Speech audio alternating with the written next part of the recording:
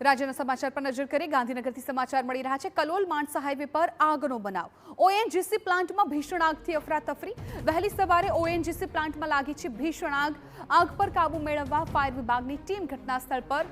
Heat ટ્રીટમેન્ટમાં પ્લાન્ટમાં આગ લાગી હોવાની માહિતી સામે આવી છે। માણસા કલોલ હાઈવેનો એક રસ્તો બંધ કરાયો। કલોલ મામલતદારને અંદર જતા રોકવામાં આવતા વિવાદ થયો છે। ઓએનજીસીનો મુખ્ય ગેટ સામાન્ય અવરજવર માટે બંધ કરવામાં આવ્યો છે। સંવાદદાતા હિમાંશુ પટેલ ફોનલાઈન પર જોડાઈ ગયા છે। હિમાંશુ, જે આગનો બનાવ બન્યો છે, તાત્કાલિક ટીમો ત્યાં પહોંચી હશે, અત્યારે શું સ્થિતિ છે? આગને કાબૂમાં લેવામાં આવી છે કે નહીં? જી જિજ્ઞાસા, વાત કરીએ તો કલોલ ધમાસા રોડ પર ધમાસા પાસે જીજીએસ ફોરમાં આગ લાગી હતી વહેલી સવારે। જે બાદ ઓએનજીસીના ફાયર ફાઈટરો ઘટના સ્થળે પહોંચી આગ ઉપર કાબુ લીધો હતો। હાલ તકેદારીના ભાગરૂપે કે કંઈ પણ બીજી બાબતની અંદર કોઈને પણ જવાની છૂટ નથી। હાલ સિક્યુરિટીનો સ્ટાફ પણ અહીંયા પહોંચી ગયો છે। કલોલ મામલતદારને પણ અંદર જતા રોકવામાં આવ્યા છે। ઓએનજીસીના સિક્યુરિટી સ્ટાફે અંદર જતા રોક્યા છે।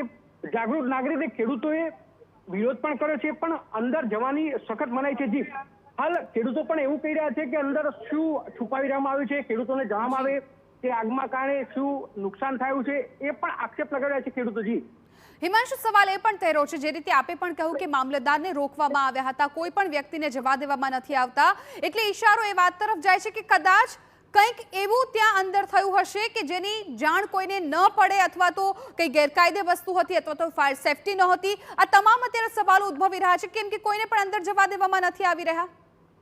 જી હાલ ખેડૂતો પણ એ જ આક્ષેપ લગાવી રહ્યા છે કે આગ કેમ લાગી, આગમાં કેટલું નુકસાન છે, અને આ આગથી આજુબાજુના ખેતરોમાં નુકસાન છે કે કેમ, એ અંગે પણ ખેડૂતોએ આક્ષેપ લગાવી હાલ રોષે ભરાયેલા છે।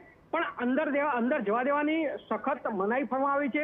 અંદર ગેટની અંદર કોઈને પણ પ્રવેશ નથી આપવામાં આવ્યો। જી બિલકુલ હિમાંશુ, આભાર સમગ્ર માહિતી બદલ। તો અત્યારે જે પ્રકારે અમારા સંવાદદાતાએ પણ જાણકારી આપી કે આગને કાબૂમાં લેવાના પ્રયત્નો કરવામાં આવ્યા છે, પરંતુ અંદર કોઈને પણ જવા દેવામાં નથી આવી રહ્યા। મામલતદાર પણ ત્યાં પહોંચ્યા હતા, તેમને પણ રોકવામાં આવ્યા છે।